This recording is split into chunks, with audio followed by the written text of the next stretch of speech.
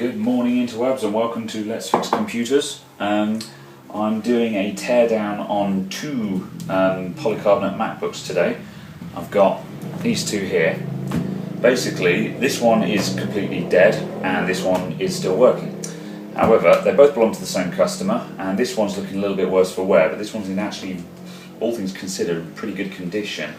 These MacBooks, they're starting to get a little bit long in the tooth now, and the plastics start breaking up on them. Classic signs of it, as you can see here, are the edges start getting snapped off, and you get cracks in them here and there, and they get scuffed up. And so since this one is actually in reasonably good condition, the customer has asked me to just basically build a nice laptop out of these two. So I'm going to take them both apart and use the best of both of them to build a decent one.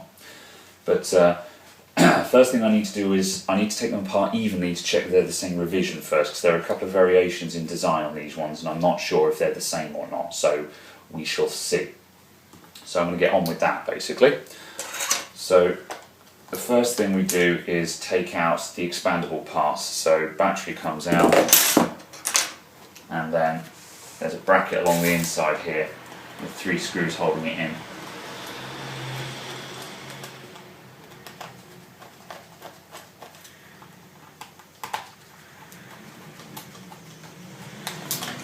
Comes out. Then that allows us to remove the RAM.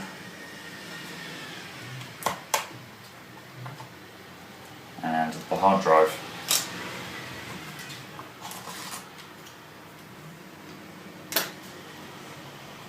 500 gig one there, we'll be using that I think. Right, now the next thing we've got to take out screws around one side, down the back, on the bottom and around the inside here. So these two here come out.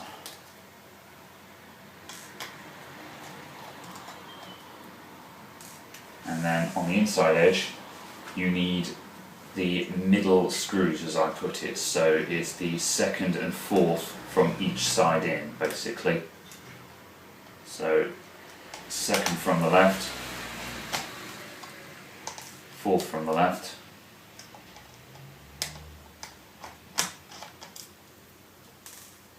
second from the right,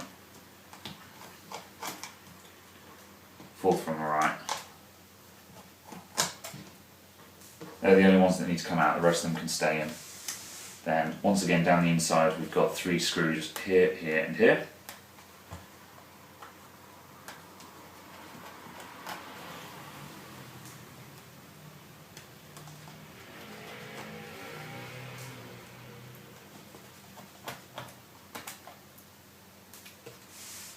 On the bottom.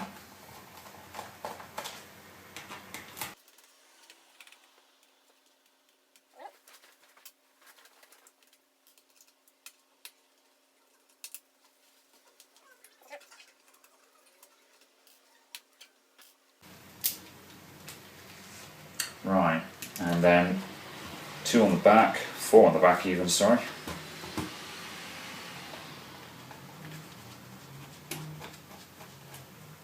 These screws are all different, so I'd recommend tracking where they're coming from. I know where they all go, so I don't need to bother, but I highly recommend you map them out.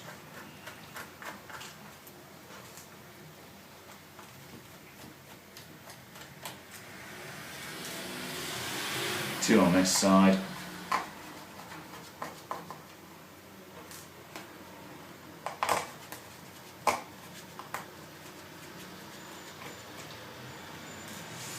Now the 2 on this side, they don't actually need to come out, however I find that the laptop generally comes apart better if you do remove them. It just makes everything a little looser, which reduces the chance of snapping something.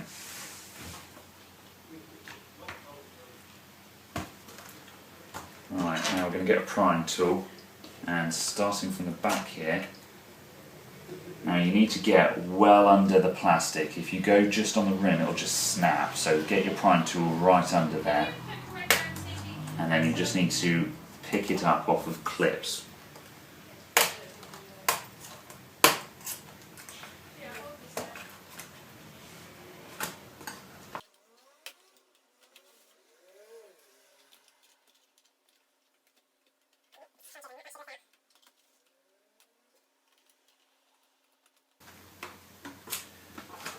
got to be careful with this one. This is those two screws that I said didn't need to come out, and this is exactly why I removed them, because sometimes this edge just catches on something. It should lift straight out, but over time the fittings go. It just doesn't tend to come out cleanly. And you've just got to keep sort of working it back and forth until it just pops out. There we go.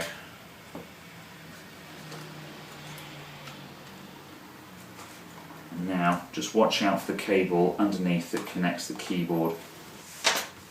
Okay, so as I was saying, just watch out for that cable underneath. That's there. That can damage very easily if you catch it. So then the other thing you want to watch out for is these little plastic clips here. These are what hold it all in, and they fall out basically. So just be aware of those. Right, so that's the interior. We'll give that a good clean up as we take it out. So the next thing I'm going to do is just take the keyboard off on the other one, just so I can match them up and make sure they're the same version.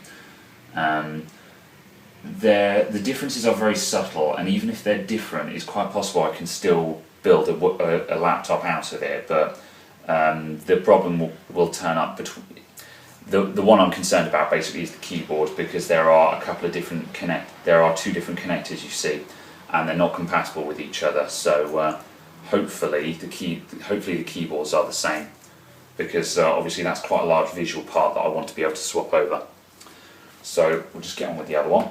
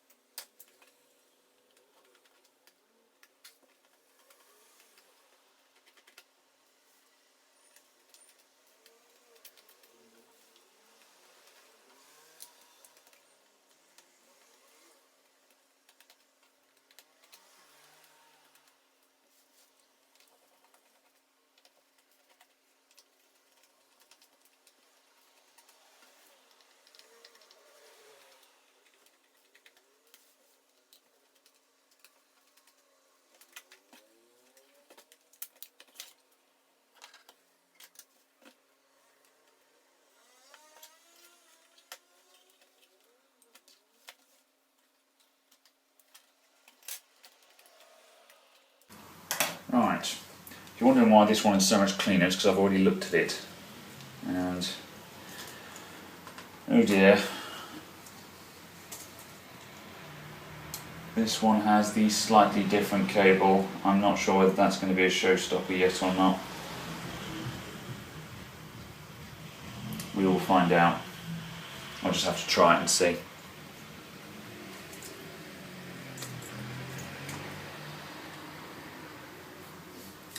Okay, so next what I'm going to do is let's just see if there are any other visual differences.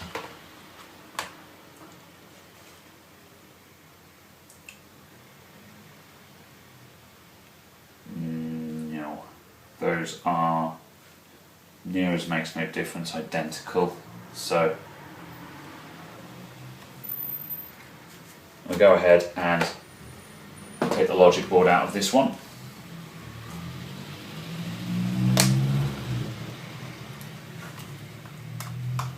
We start out with removing the DVD drive.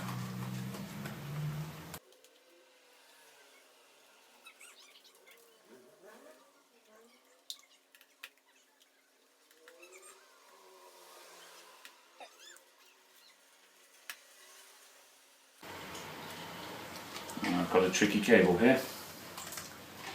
All of these ribbon cables here just move vertically off of the board. However, the SATA lead that comes along here is being uncooperative.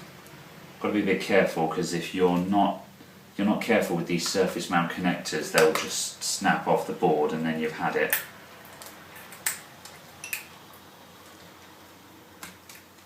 Just removing some of the other cables to clear them out of the way.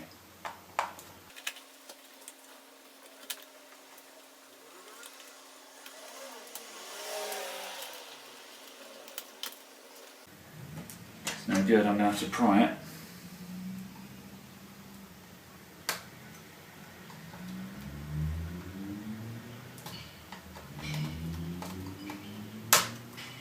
There we go. No harm done.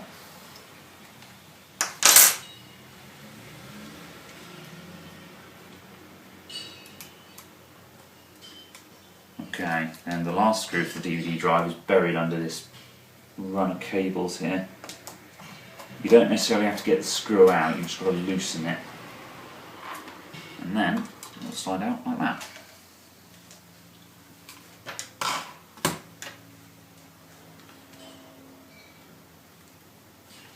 Right, next I'm going to remove the display assembly, and we've just got to pull all these cables back.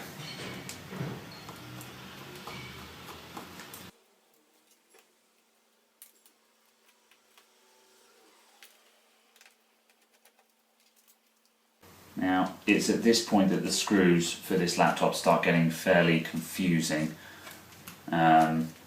So what I tend to do is remove the screws for a particular component like this drive rail and then put them both together on the desk somewhere so I know where they came from.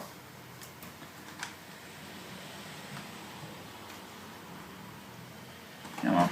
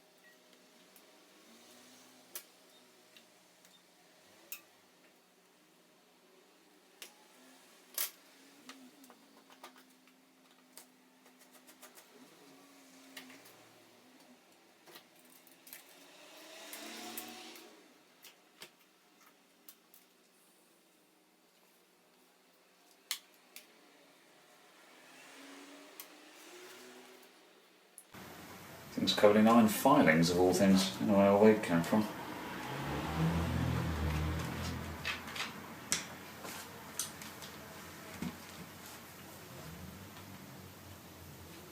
Okay, right, next I need my coffee.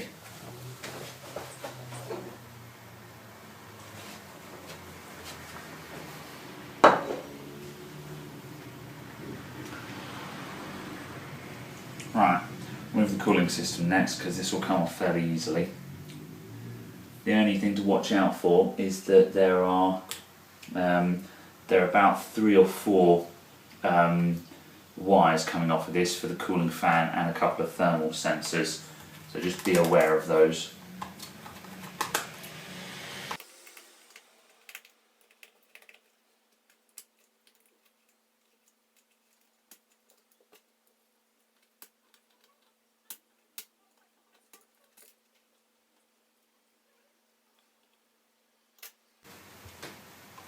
Right, now I'm just going to remove the remaining plugs on the board on this side. That's that clear. Now I need to take apart this assembly here. Now there's the MagSafe connector can come out, and there is a sort of a piece of metal running across the top here that is an earthing strip basically. So we'll remove that, and then that will leave the top of the Logicboard fairly clear. I think we need to, we just need to disconnect that MagSafe connector now.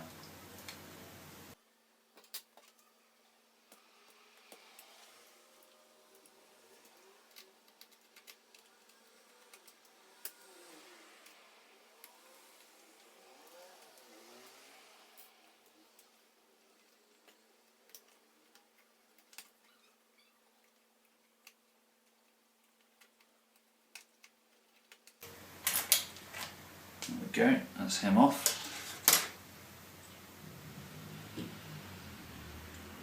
Now, one more item of business. Battery connector comes out.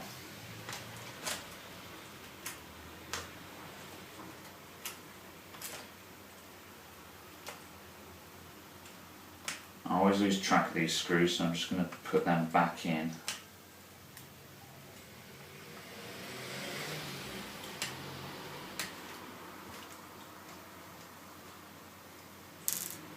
Now we are ready to actually unscrew and remove the logic board itself. It's just a matter of removing the last screws inside.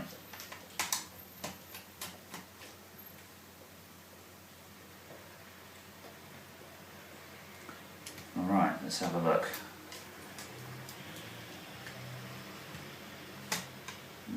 Feels like there's another couple. I'm going to take out the Wi-Fi card as well. Just disconnect that speaker.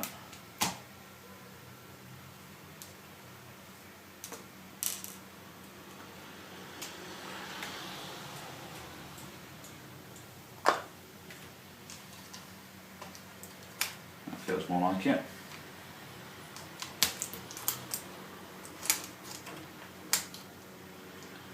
There we go.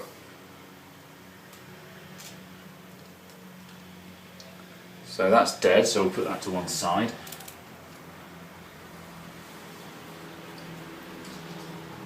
And I'll just give this a quick blast with the airline. Okay, right, I'm going to take a break. Okay, and I am back. So, put this one aside now and get the logic board out of this one. Seriously, what's with these iron filings? No idea what's going on there.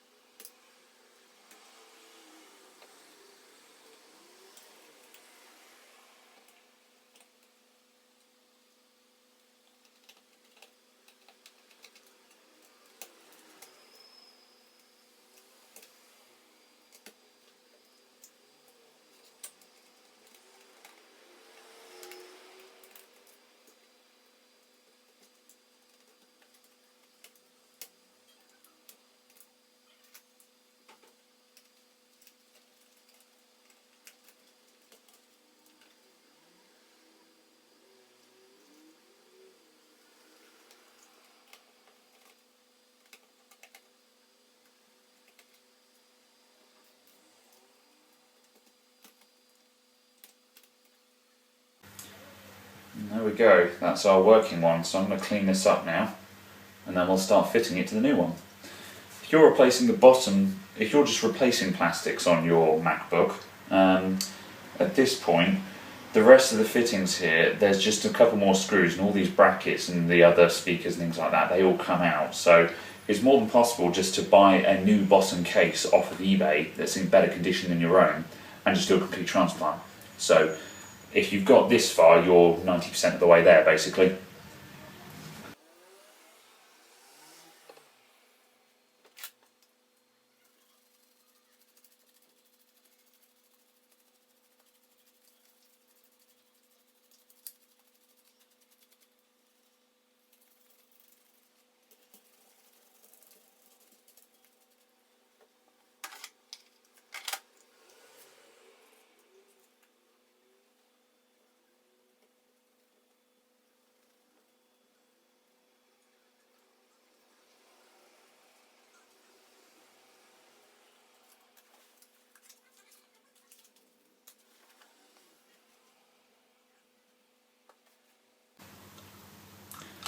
Okay, right, that is ready to go in to the nice bottom case.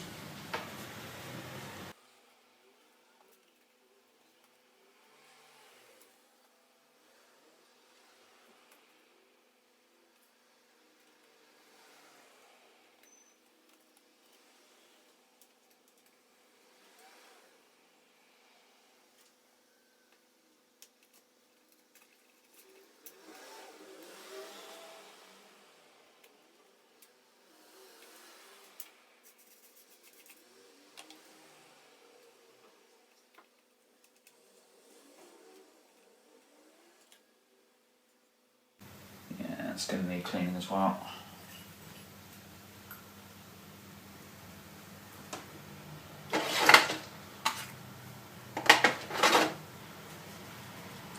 You can often get away with reusing thermal paste, but because this is an older laptop, and I have thermal paste, I'm going to be a good sport and apply some fresh stuff. Last thing I want is this to be coming back in a week, overheating and burning itself out.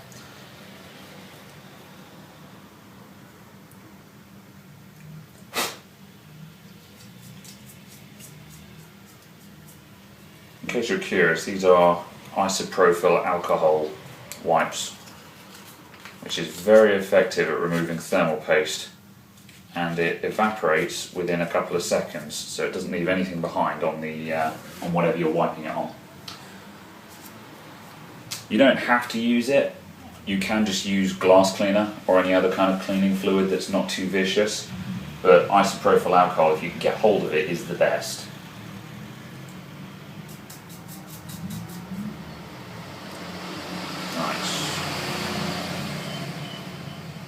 Just need to get some thermal grease.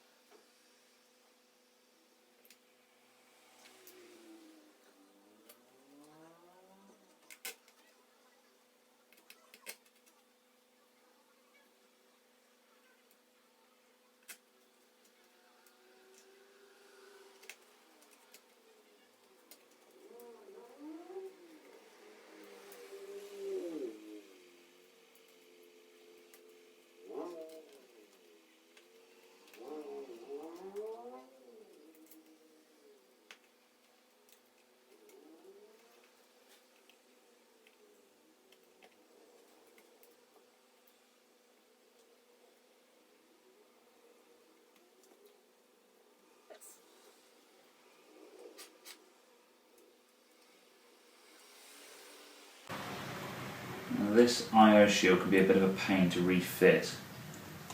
You've got to sort of hold everything in place at the same time as you move it into position. Just watch out for any bits of metal that are getting bent out of shape, because that'll be where it's not going in.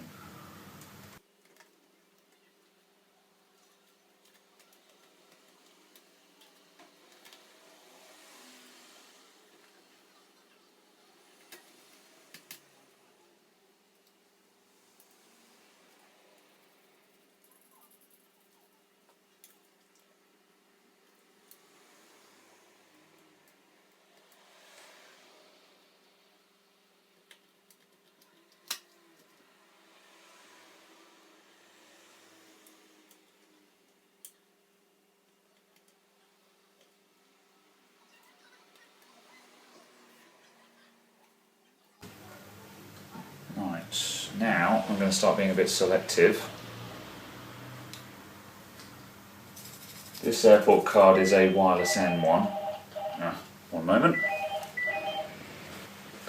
One of those days where it's just interruptions all the time. Right, okay, so the two airport cards, this one is a wireless M1. You can tell because it's got 3 antenna connectors on it instead of 2. Now, neither of these display assemblies I have got the triple antennas. However, this one will still be better even with one of the antennas disconnected. So I'm going to stick to that one.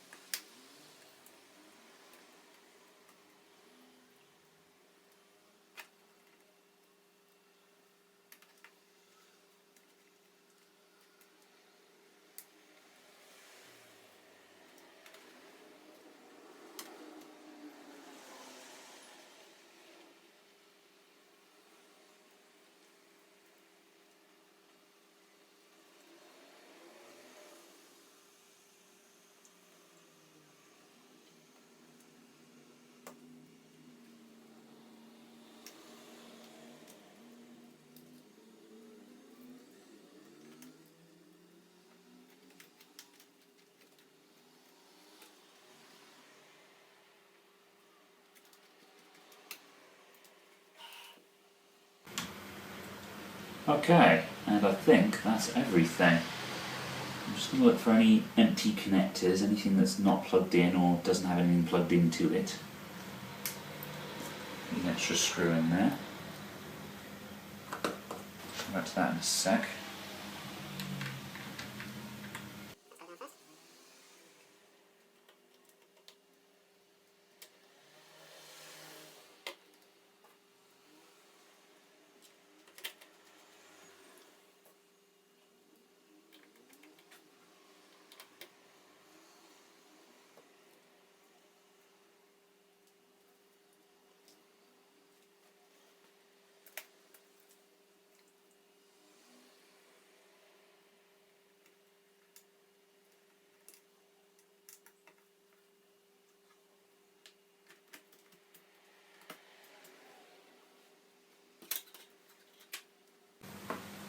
Right, be careful when pushing it down on this area. You don't want to bend this downwards because it bends into the DVD drive and then you get a noisy drive. There we go.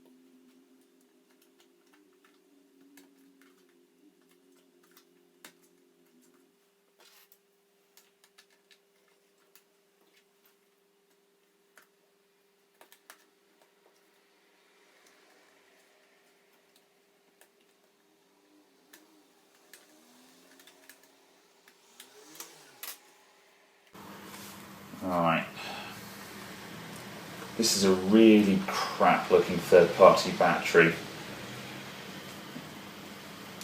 I'm going to try with the original one first. Hopefully this has got enough life in it to be useful, because some third-party batteries are good, but this one looks like it was probably the cheapest one on eBay. It probably cost about £10 or something. And I don't really trust them, to be honest.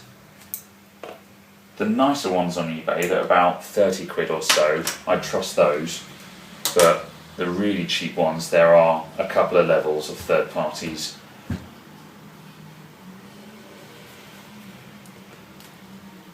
Right, moment of truth.